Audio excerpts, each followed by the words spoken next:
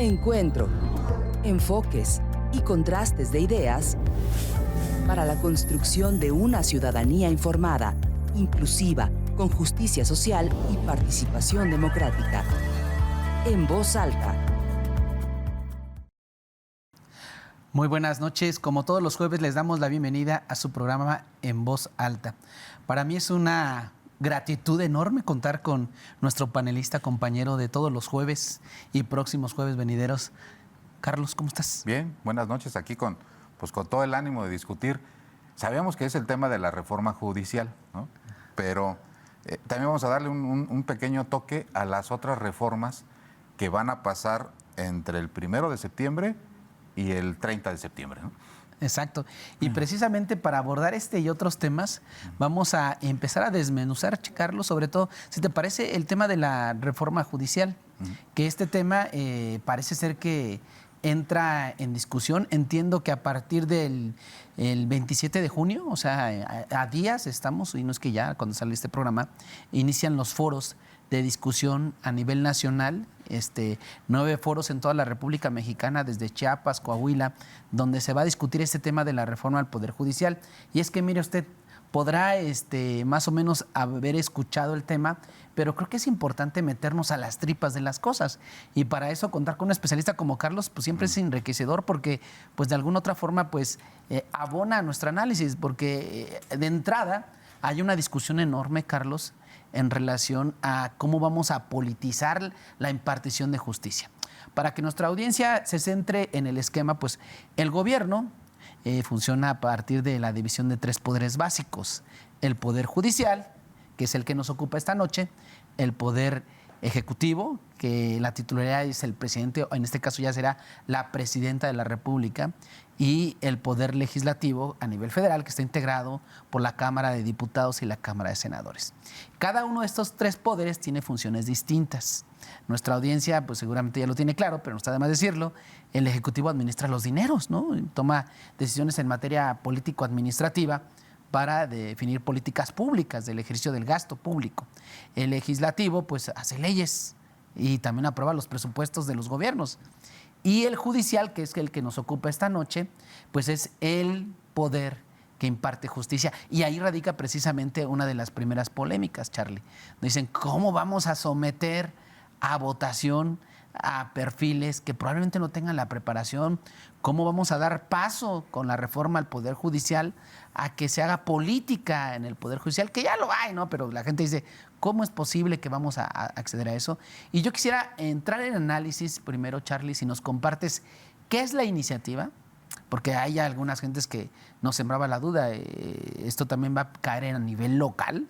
Al rato vamos a votar por nuestros magistrados aquí en Querétaro, por nuestros jueces aquí en Querétaro, o solo es una reforma a nivel nacional y que tiene como objeto pues la elección de los ministros de la Suprema Corte de Justicia de la Nación, que como usted sabe son 12, que ahora se pretende que sean 9, entiendo.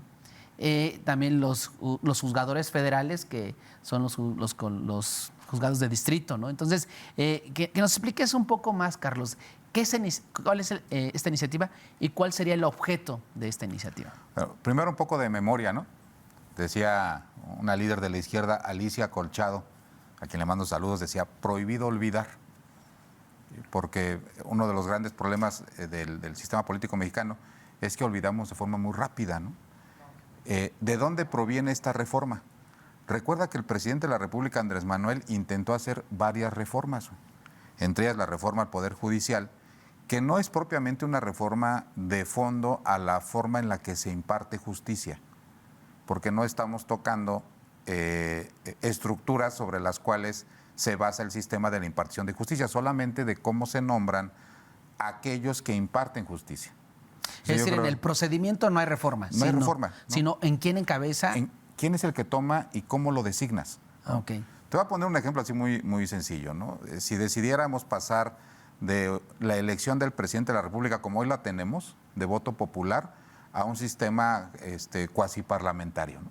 Te lo voy a poner así en esa medida. Que hubiera una reforma para decir, bueno, es que ya por el presidente de la República no van a votar todos los mexicanos, sino los mexicanos votan por su diputado y luego entre los diputados se ponen de acuerdo. ¿Y quién es el presidente? ¿Sí? Eso lo único que cambia es la forma en la que eliges un poder, pero no la forma en la que este poder funcione. ¿Sí? Okay. Entonces, el presidente planteaba desde aquel entonces que tuviera un matiz de elección popular quienes encabezan los trabajos del Poder Judicial. Junto, ¿te acuerdas con lo del INE y algunas otras reformas algunas reformas constitucionales? Las puso sobre la mesa y en ese momento se determinó que la cuarta transformación, es decir, Morena, Verde, PT y sus aliados, no tenían la mayoría calificada. Y eso fue el año pasado, ¿no?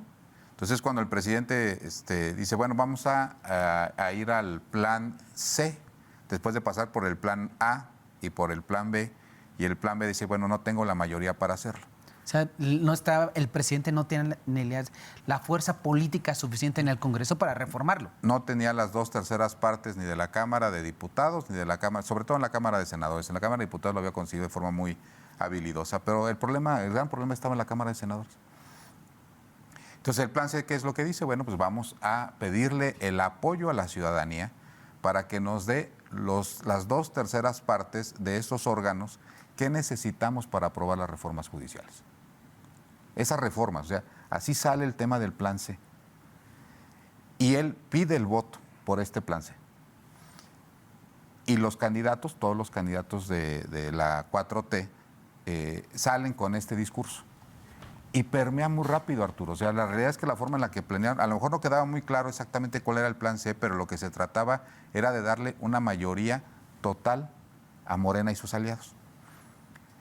Y entonces, ¿por qué me detengo en este tema? Porque después, cuando ese es el llamado al voto y la gente vota por el plan C, y después la oposición sale y dice, la gente no sabe lo que va a hacer el presidente de la República con el plan C, pues entonces no estuvo presente en la campaña, güey. Porque el llamado del voto fue precisamente dame la mayoría en la Cámara de Diputados, en la Cámara de Senadores y en la mayoría de los congresos locales. Hoy hay 29 congresos locales con mayoría, por lo menos simple Morena. 29. De 32. De 32. Entonces, entre ellos Querétaro, ¿no? Que ya lo se tocaron, ya se pitó de guinda, por lo menos la parte de la legislatura del Estado. Y entonces la gente responde masivamente a este llamado. Y luego viene una segunda etapa que dicen, bueno, ¿cuándo lo hacemos, no? Recordemos también, porque todavía algunos tenemos mucho presente, que el cambio del Poder Ejecutivo va a ser el 1 de diciembre. Y no. En esta ocasión se le recortaron 2 meses al periodo de Andrés Manuel para que se homologara la fecha de la mayoría de los cambios de los poderes ejecutivos que regularmente son en los estados el 1 de octubre.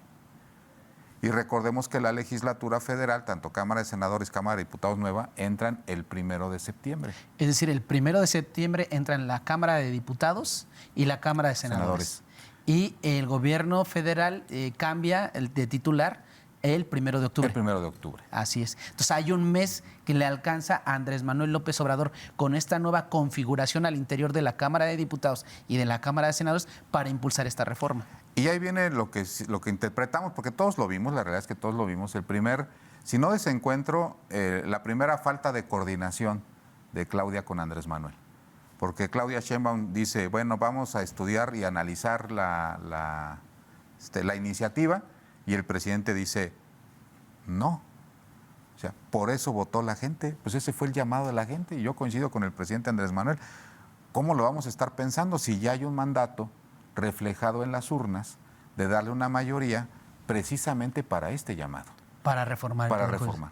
Bueno, pero sí ahí va a haber discusiones. Este 27 de junio empieza el Parlamento abierto para este tema. Y que se van a ir con 9 parlamentos abiertos en todo México para discutir este tema, ¿no? Bueno, entonces adelantan el tema de los parlamentos abiertos y adelantan el tema de una encuesta. O sea, hacen una serie de cosas para adecuar pues, a lo que el presidente tenía razón y decía, bueno, pues creo que ya la gente ya votó. ¿Sí? Ahora, si ya la gente votó, porque esa iniciativa ya estaba presentada y esa iniciativa ya tenía pies y cabeza, ya tenía autor, y eso sirvió para construir un llamado al voto, pues ahora ¿cómo lo puedes sustancialmente cambiar? Creo que no se podría, creo que sería un llamado en falso, ¿no? Entonces, va porque va. Sí, ¿funcionará o no funcionará? Lo vamos a ver más adelante, ¿no? Pero, en 3 años. En 3 años, ¿no? Ya entramos a la esencia de la reforma, ¿no? efectivamente, dice, bueno, pues que ahora me voy a remitir, por ejemplo, cuando hizo la reforma Zedillo, ¿no? En el 94. ¿Qué es lo que hace? Pues reduce el número de ministros y a todos los jubila. ¿Sí? Y nombra nuevos ministros. Que eso, en el fondo, es lo que va a pasar, ¿no? Les quita algunos años de actuación y todos los ministros que están, pues entiendo que se retiran, salvo que algunos quieran someterse al nuevo sistema de elección, ¿no? Que es de lo más importante. Otra de las cosas que también me agrada es que quizá la gente no lo sabía, pero los ministros en retiro todos cobraban, Arturo. ¿Su mismo salario? Sí. Sí, o sea, era el salario vitalicio, ¿no? Dejar de ser ministro y ¿cuánto se mete un ministro? ¿250 al mes? Cerca de 300,000 pesos. 300,000 pesos mensuales. Entonces, nos estaba costando nomás a los mexicanos, era ser ministro, termina de ser ministro y entonces gozas... de tu sueldo hasta que te mueras. Hasta que fallezcas, ¿no? Y ve tú a saber si se vuelva algún tipo de pensión y que cuando fallezcas tengas algún tipo de beneficiario. Se hereda. Que se herede el tema de la pensión. Bueno, eso se acaba, ¿no? Eso se acaba. Otra de las cosas que perdió Andrés Manuel desde la época, que viene desde la época de Calderón, que aunque no lo cita Andrés Manuel porque a veces medio le duele decir que algunas cosas vienen de Calderón, es lo que se conoció en aquel entonces como la ley de salarios máximos, Arturo, que es cuando se incorporó en la Constitución que nadie podía ganar más que el presidente. ¿Sí? Pero adivina quiénes quedaron exentos de esa circunstancia. Los ministros. Los ministros. ¿Por qué? Pues porque defendieron la teoría de que nunca, fíjate, es muy curioso, la Constitución dice nadie puede ganar más que el presidente. Y entonces me tocó ver la defensa de los ministros de la Suprema Corte de Justicia de la Nación cuando dicen, ¿y cuánto gana el presidente? Y yo les digo, ¿cuánto gana el presidente? Entonces ahí se escudaron porque dicen, bueno, es que no nada más es el salario. Sus dietas. No, es la camioneta que usa, es el proporcional de la renta del Palacio del Palacio de Gobierno, o la casa donde habita, ¿no? Son las escoltas, es la comida que le dan, o sea, son toda la serie de prestaciones, dice. Y claro que si le sumas todo eso, los ministros ganamos mucho menos que el presidente de la República. Y ahí ha estado el debate. Entonces, me parece que los nuevos ministros que sean nombrados se van a tener que ajustar a este tema de salarios mínimos. Pero no son los únicos en el Poder Judicial que ganan más que el presidente. Realmente hablaban de miles de funcionarios. Quítale lo de miles, quizás cientos, llegando a miles de funcionarios que ganan más que el presidente de la República. Entonces, ahí me parece que hay ahora sí en términos argentinos, ¿no? Una casta judicial que de manera rapaz se aprovecha del tema del presupuesto del Poder Judicial. Entonces, es otro de los grandes temas, revisar el tema de los salarios. Y desde luego lo principal es cómo los vamos a elegir, ¿no? Que entiendo que son 3 ternas. 10 propuestos por el Poder Ejecutivo, o sea, el presidente va a proponer 10 personas, 10 del Poder Judicial y 10 del Poder Legislativo, es decir, 5 de la Cámara de Senadores y 5 de la Cámara de Diputados. Entonces, sí va a tener cierto grado, cierto cuidado de perfil, sí, yo creo que sí lo va a tener. Que vaya a la gente y que lo vote, y decían, bueno, es que en el mundo nunca se ha hecho algo parecido. Entonces, los sistemas modernos dicen, no eligen a su Poder Judicial. Pero, miren, los que hemos visto cómo se nombra a un ministro, un magistrado a nivel local o a nivel federal, pues nos da miedo decir que ahora lo va a elegir la gente, hoy lo elige una persona. Una. Sí, y fíjate que yo también, al momento de escuchar algunos argumentos de la oposición, le hace el dirigente de Acción Nacional a nivel federal, decía, están politizando la impartición de justicia. Y tiene razón, hay que hacer el acotamiento. No cambia el procedimiento de impartir justicia, cambia el procedimiento de elegir a los responsables de impartir justicia, que también es muy importante. Pero lo cierto es que ya tenemos ejemplos de ministros que han sido políticos, ¿no?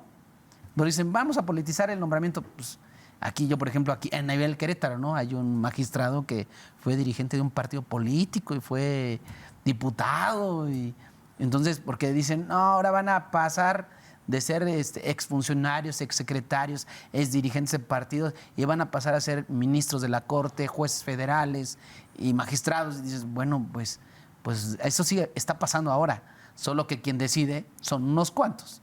Ahora, la decisión de que un político sea ministro, o que sea juez federal va a ser de la sociedad, ¿no? ¿Eso es correcto? Es correcto. Y mira, ¿qué puede mover un ministro? ¿No? Pues recordemos las renuncias de los últimos ministros. ¿Un presidente de la República poderoso le puede pedir a un ministro que renuncie? Sí, pues ya ha pasado. No una, no dos, no tres, varias veces. Oye, ¿un presidente de la República poderoso le puede pedir a un gobernador que renuncie? Pues recordemos todos los que renunció Carlos Salinas. Entonces me parece que cuando los sistemas le dan una mayoría a los presidentes de la República, pues nadie escapa fuera del poder del Ejecutivo, ni ministros, ni gobernadores, ni senadores, ni diputados. Pero fíjate lo curioso del asunto, ya haciendo una introversión política al tema de Andrés Manuel. Va a gozar un mes, y Claudia va a gozar por lo menos los primeros 3 años, de una mayoría total y absoluta. ¿Quién debería ahorita de quedarse callado con este tipo de reformas? Pues el que tiene el poder, güey. Claro. ¿Sí? ¿Por qué? Porque ¿podrían poner ministros? Sí. ¿Podrían poner jueces? Sí. Sí. ¿Podrían poner magistrados? Sí. ¿Podrían quitarlos inclusive? Claro.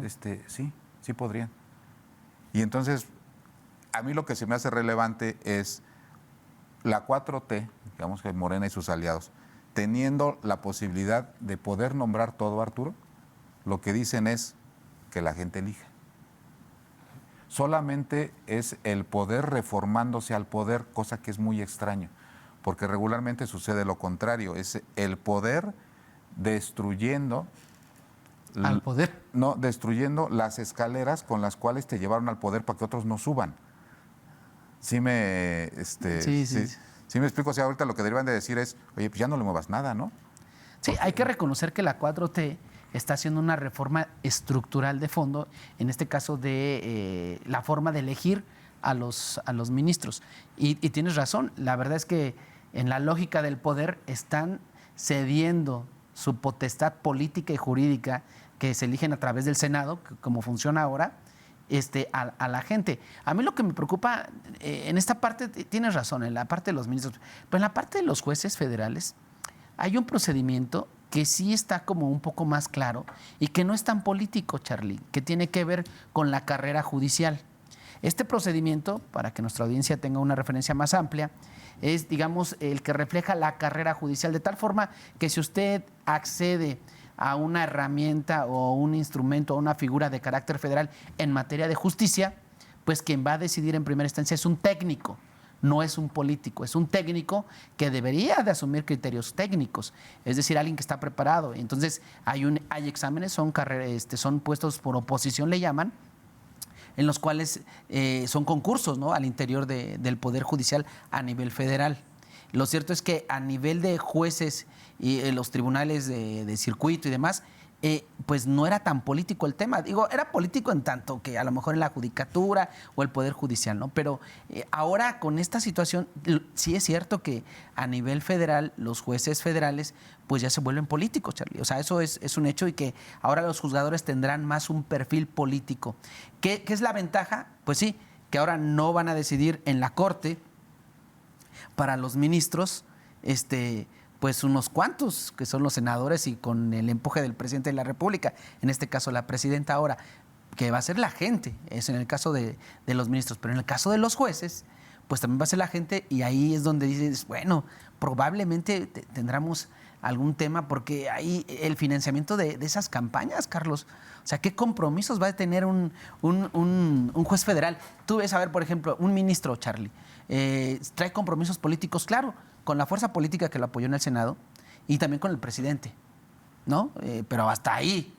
Pero ahora con la elección abierta y popular, en este país los poderes fácticos le meten lana a las campañas, Carlos.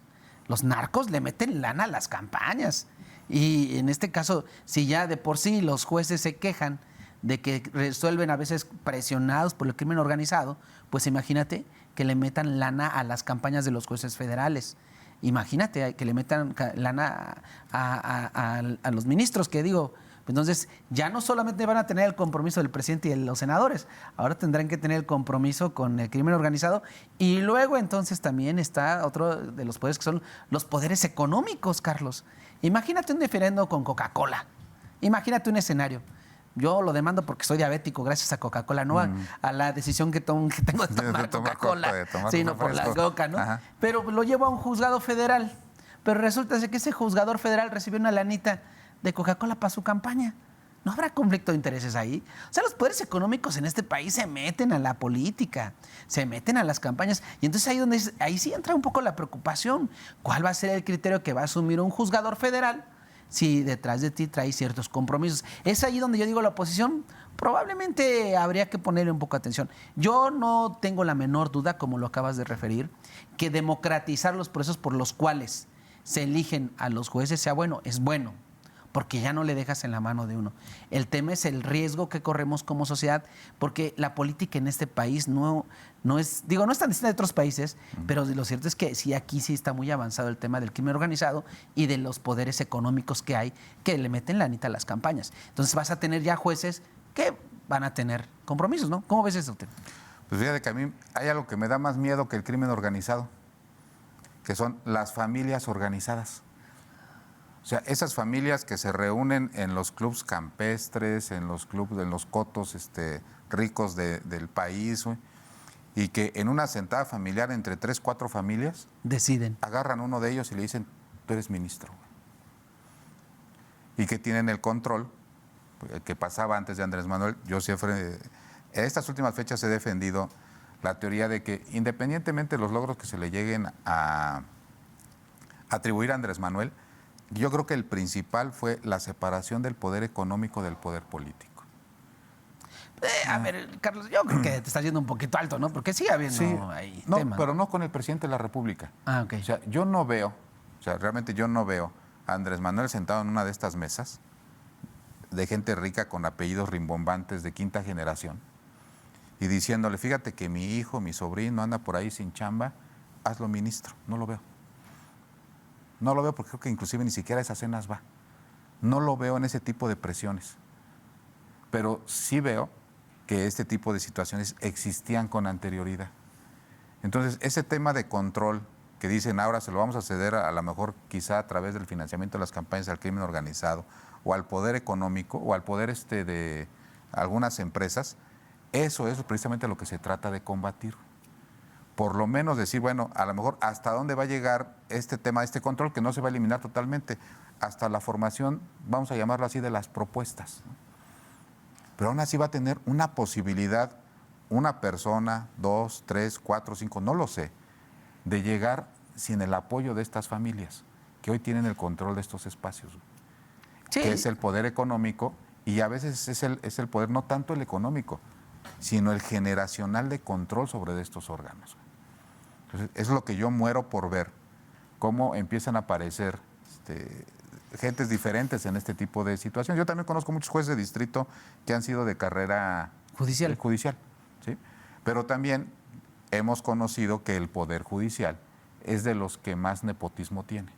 Sí, muchas familias ahí metidas. Parece de familias, perdón, ¿no? Pero a lo mejor parece más de familias que la CFE, pero por lo menos en la CFE estaba medio regulado, ¿no? Que un hijo, pero era hacia abajo. Acá es de jueces con familiares, de ministros, de integrantes del Consejo de la Judicatura, etcétera, ¿no? O sea, una gran cantidad de familiares dentro ahí que no tiene nada que ver o que rompe con la teoría de la carrera judicial.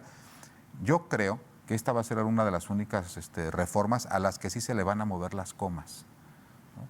Yo creo que el proceso de elección popular no va a llegar, ese es mi pronóstico, al tema de jueces federales. Sino nomás al ministro, sí. Yo creo que es ahí donde está. Y estaría bien, hombre, ¿para qué le metemos tema a los jueces federales?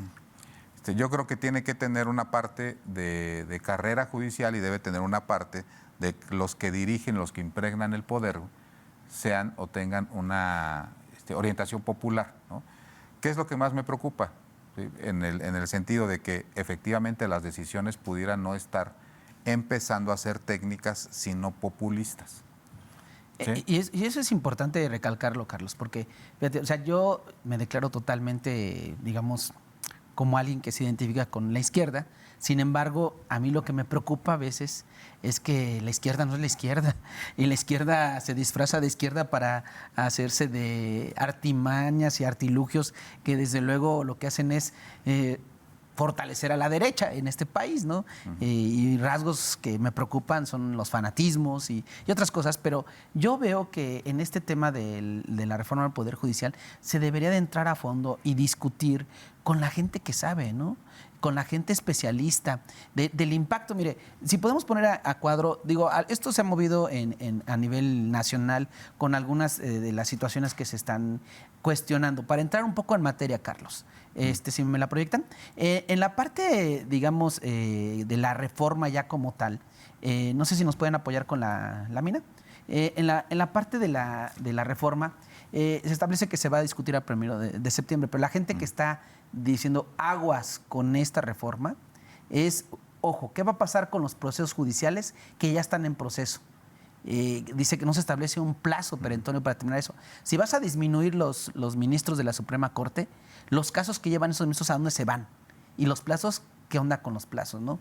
La elección de jueces, voto popular, eso, la discrecionalidad de esos perfiles, ¿quién la va a decidir? O sea, es un tema, ¿no?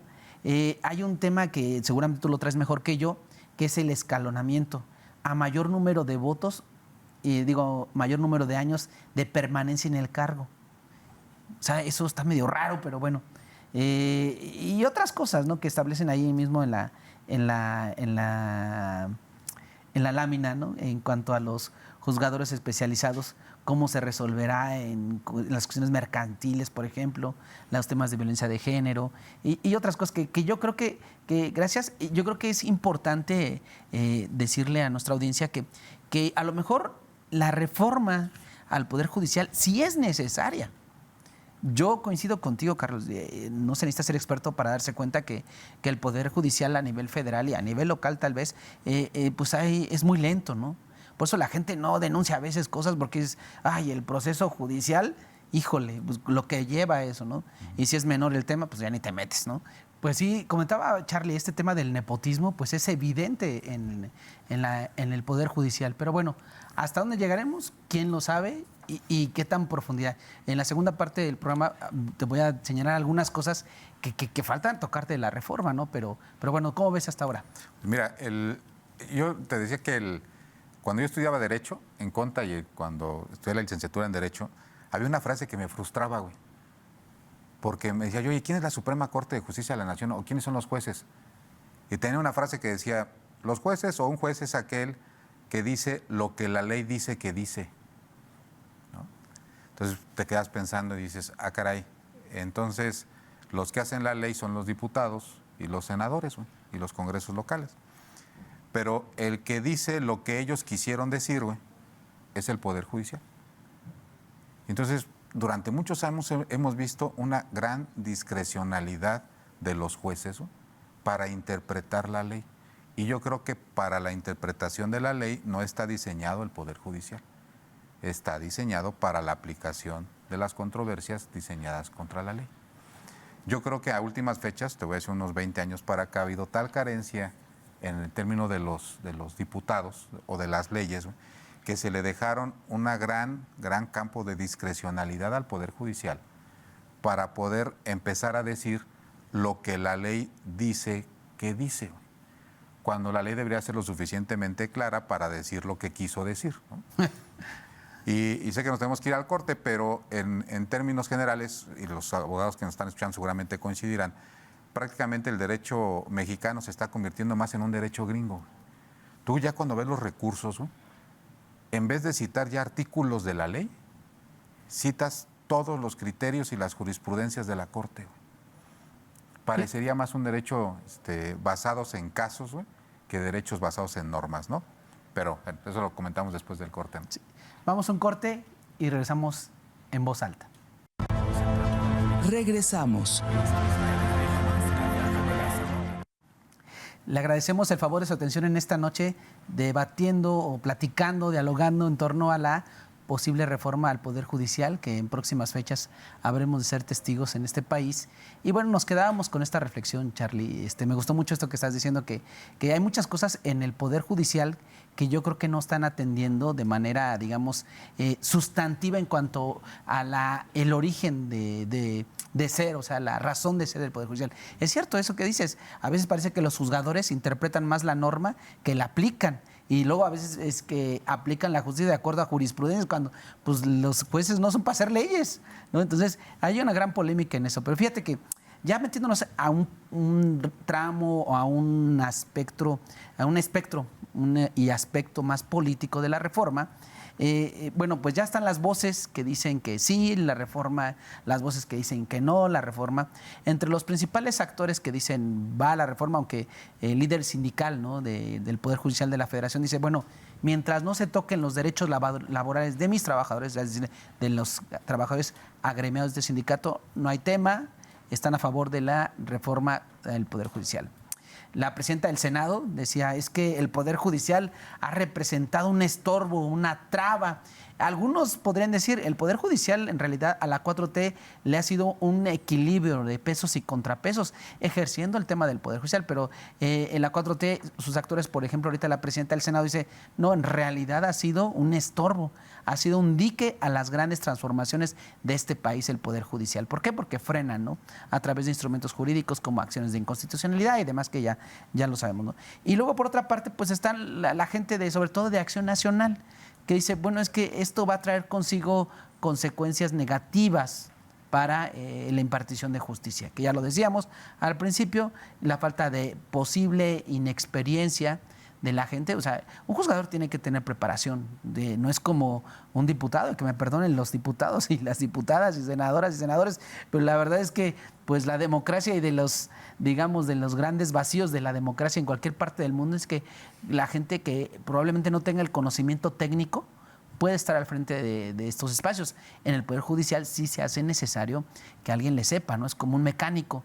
Pues a mí, por voto popular, me van a mandar a arreglar mi camioneta, pues no voy a poder, aunque 100 de mis vecinos voten por mí para que yo sea el mecánico de la colonia, pues si no tengo el conocimiento no lo voy a hacer. Lo mismo pasa con los jueces, tendrán que tener el conocimiento para ejercer esta función, ¿no crees, Carlos? Sí, mira, debería ser el deber ser en toda la administración pública municipal.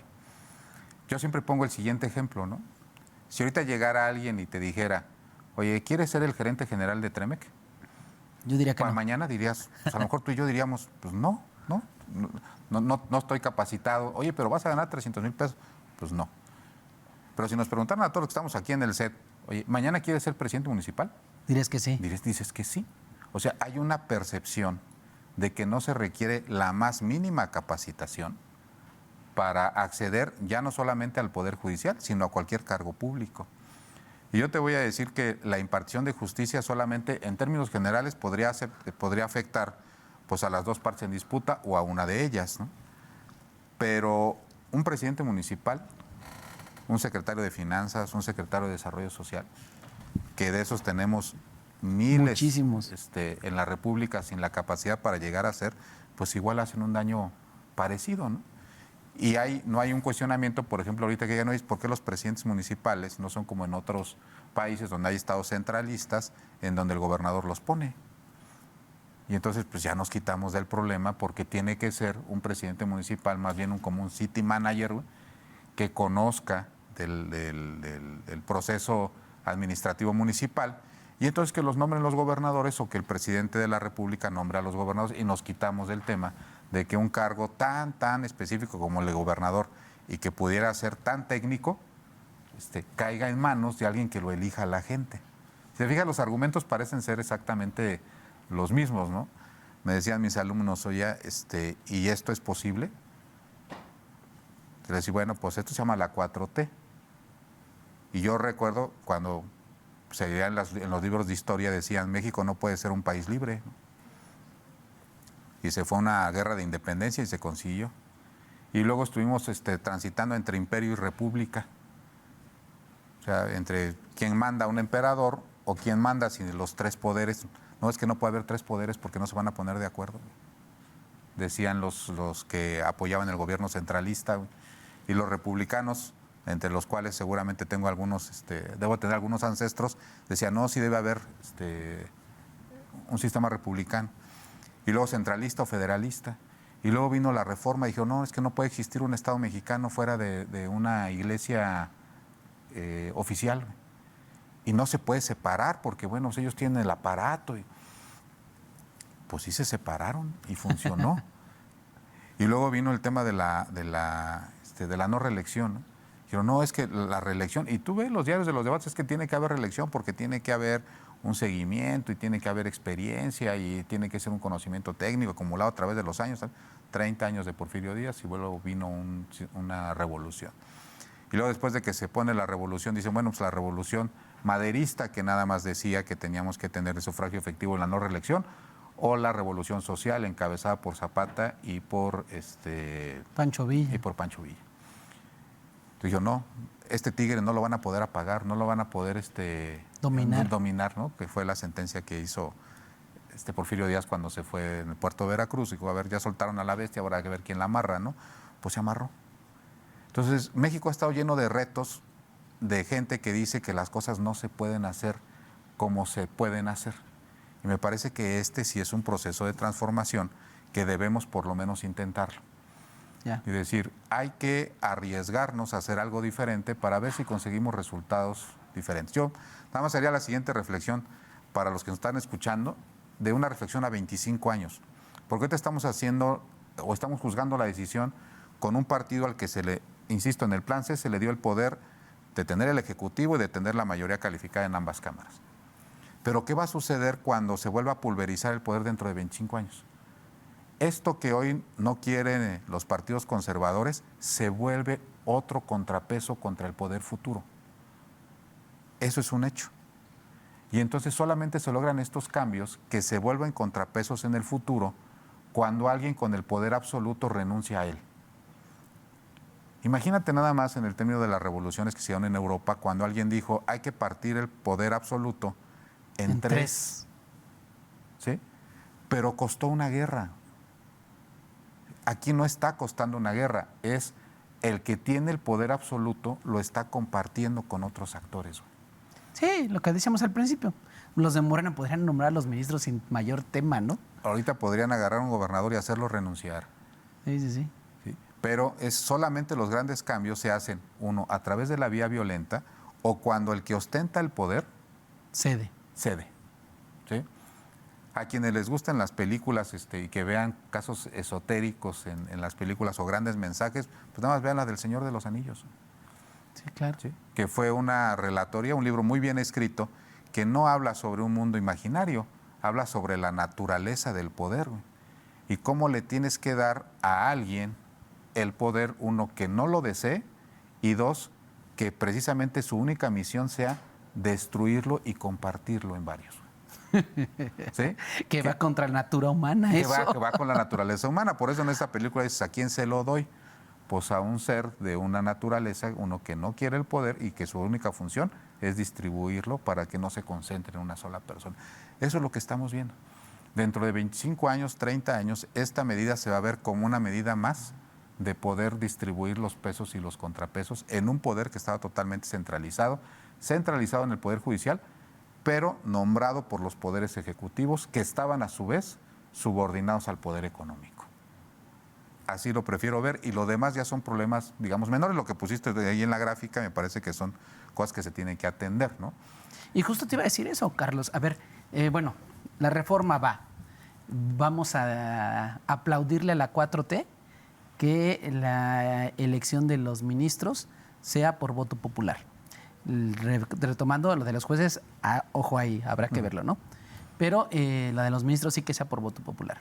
Pero ya en la forma en la que quieren echar a andar esto, no sé si ya tengan pensado cuánto nos va a costar a los mexicanos esta reforma.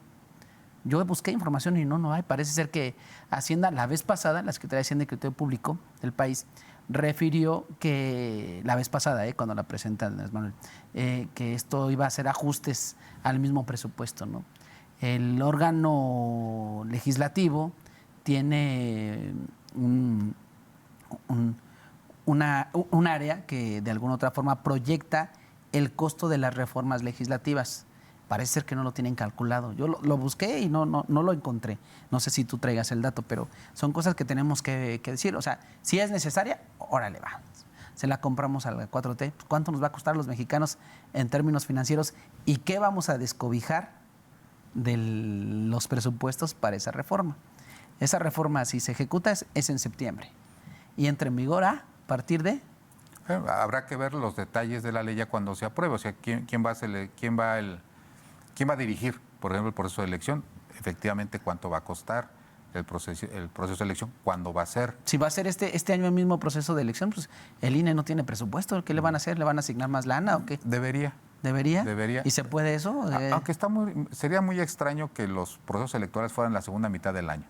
O sea, yo creo que tiene que haber un proceso de transición. O sea, va a ser el siguiente año, ¿no? Entiendo que es en el 2025. 2025.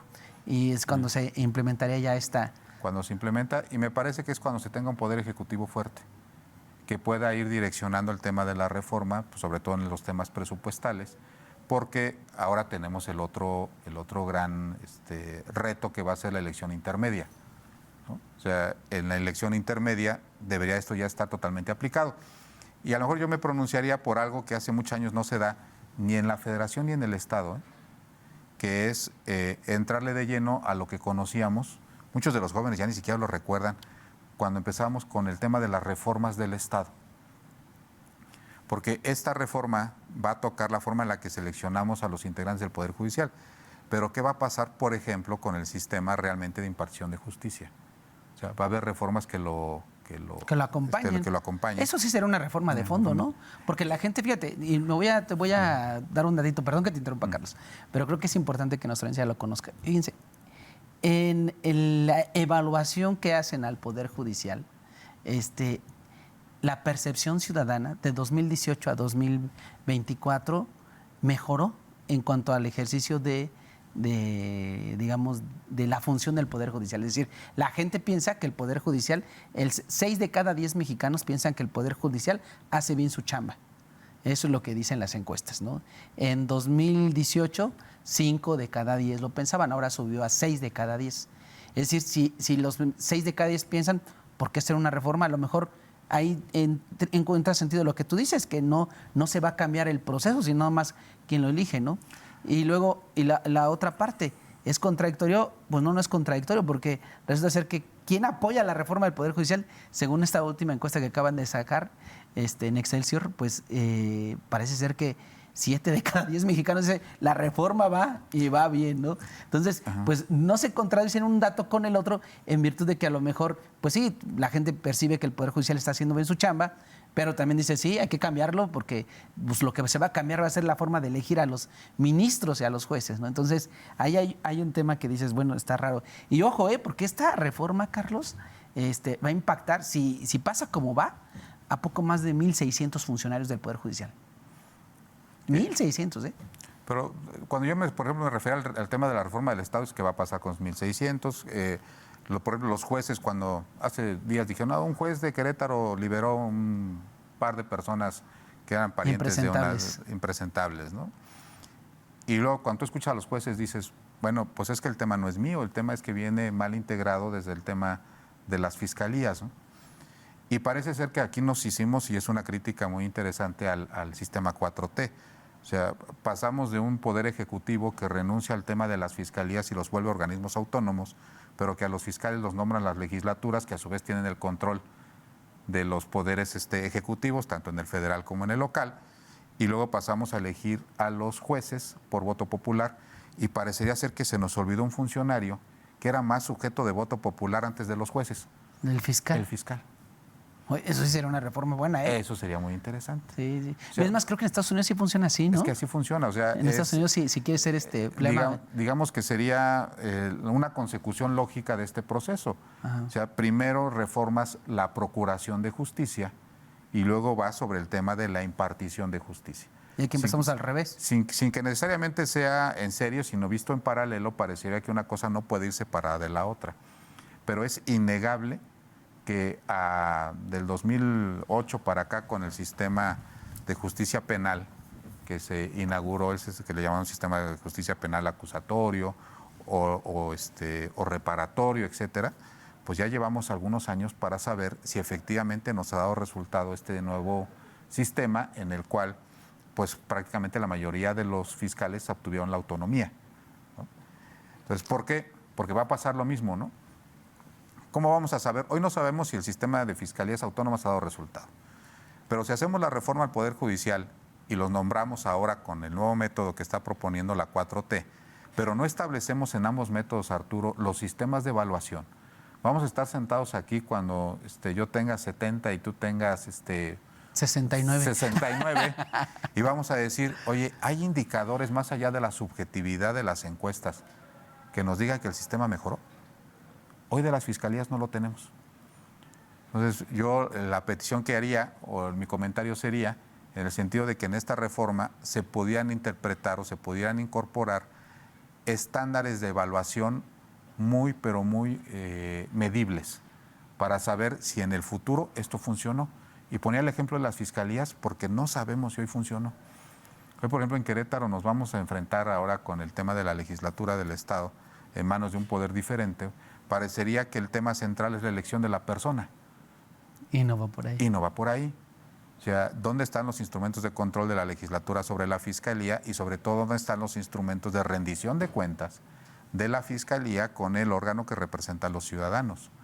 Porque pues, hoy te nombran fiscal y te nombran por 9 años, pero ¿qué pasa si no das resultado en los primeros 2? No hay forma de moverte. Estás nombrado por 9. Estás nombrado por 9 y no hay criterios de ineficiencia o de ineficacia proba o probada para decirte, oye Arturo, fíjate que no está dando resultados, camínale, ¿no? Igual los jueces, igual los ministros y los magistrados. Ojalá que esta reforma incluya una forma muy objetiva de evaluación. Yo ponía con algunos jueces que tengo de amigos, decía, bueno, es que tus resoluciones son recurridas ante un juez de distrito. ¿Cuántas de tus resoluciones son revocadas o te piden ser modificadas por un juez de distrito? Yo nunca he visto un juez removido porque dicen, a este juez la mayoría de los amparos se los ganan. Cuando un amparo en general es un reconocimiento de que el juez hizo mal su chamba. Entre otros efectos que tiene, ¿no? Sí, aquí lo interesante es cierto, y bueno, como todo muy buen administrador público, hay que tener indicadores, ¿no? A lo mejor parto del supuesto que ahora al ser espacios políticos, pues la gente va a querer hacer carrera política ahí a través del Poder Judicial, entonces tiene que resolver más casos y bien resueltos, ¿no? A lo mejor, pues hay que reconocer que en el Poder Judicial hay un rezago enorme de resoluciones, o sea, la impartición de justicia es lenta en este país, y probablemente ahora si se politizan los nombramientos, a lo mejor, no estoy diciendo que eso va a pasar, pero probablemente tengamos la posibilidad de que le echen más ganitas a su chamba, ¿verdad? Y presionen más a sus colaboradores para que resuelvan sentencias mucho más rápido. Bueno, yo tengo varios compañeros que se dedican a la materia del amparo y siempre tenemos un gran tema en el sentido de decir que también el sistema de impartición de justicia genera desigualdades. Porque si hay un mecanismo de control constitucional que se llama amparo, ¿sí? Tú vas y te quejas con un juez de distrito sobre algún acto de autoridad que te cause un agravio. Pero si no tienes dinero, Arturo. ¿Quién puede contratar a un ¿Quién puede contratar a un buen abogado que sepa de amparo? ¿Cuánto cuesta un amparo? ¿20, 30 mil pesos? Yo no sé si las defensorías de oficio sería una buena pregunta que le tengo para un defensor de oficio. Si incluye a tu defensa hasta el amparo. Híjole. No lo sé. O si nada más llegan hasta una instancia en donde te diga ya te defendí y ya todo lo demás, si no estás de acuerdo con esa resolución, ya no lo incluye la defensa de oficio. No lo sé. Habría que revisarlo, ¿no? Pero el amparo, por ejemplo, es un gran instrumento legal, chuleado por otros sistemas judiciales, pero que genera un gran proceso de desigualdad. Claro. Porque aparte de que es caro, solamente beneficia a aquellos que lo pueden interponer y aparte, cuando lo ganas, pues nomás te beneficia a ti. Y no a todos. Sí, ahora, ¿no? Antes... hay algunos mecanismos en los cuales se puede declarar que la ley ya no es válida, pero mayoritariamente yo soy quien tiene, paga la justicia, ¿no? Claro. Y tiene acceso a estos servicios que la gente cree que existen y que son, hoy en la encuesta, que parecería que den resultados, ¿no? Entonces, esta como otras reformas, espero que incluya grandes indicadores de desempeño y grandes indicadores para que la Cámara de Diputados y la Cámara de Senadores tenga ahora el control sobre el otro poder para poder saber si realmente están haciendo lo que dijeron que iban a hacer, ¿no? Y que esto no lo empezamos a discutir dentro de 20 años de, ¿te acuerdas cuando fue la problema? Sí, oye, ¿y funcionó? ¿O no funcionó? ¿O no funcionó? Sí. Como hoy no sabemos lo de las fiscalías, por ejemplo, ¿no? Yo creo que llevas mucha razón. Y bueno, para ir cerrando ya el tiempo, Carlos, en tele se va como agua. Yo creo que con este comentario quisiera cerrar el programa. Lo importante es ver, ¿no? Los alcances de esta reforma, como bien lo dices, esto en qué va a impactar, no solo en el tema político, sino también en la forma de impartir justicia, es decir, cuántas resoluciones van a sacar más rápido, ¿no? Hay muchos aristas todavía que entrarle, ¿no? Ojalá también esta reforma judicial vaya acompañada de modificar los procesos de la impartición de justicia, que a veces son muy lentos, muy lentos y muy largos y muy costosos, aparte de todo, para que sí realmente el Poder Judicial sea más cercano al pueblo de México. Pues, Charlie, me despido. ¿Algo para cerrar? Grandes temas en los siguientes programas, así es que pues no dejen de vernos, ¿no? Nos vemos en una próxima.